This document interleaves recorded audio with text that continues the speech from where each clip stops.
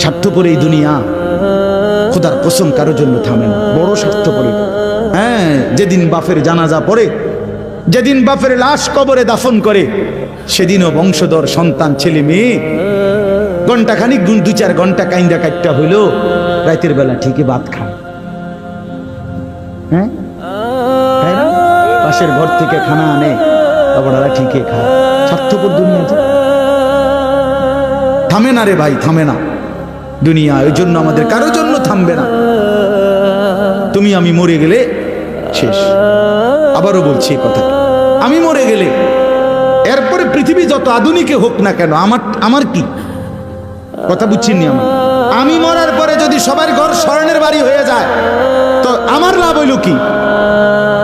আমার মৃত্যুর পরে যদি সব মানুষ আধুনিক হইয়া সাঁদের দেশেও জায়গা, আমার ফায়দা কি?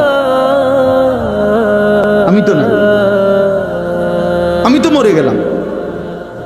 যে কবরে চলে গেল সে কি আর ফিরে আসবে? আল্লাহ আমাদেরকে বুঝ দান করেন।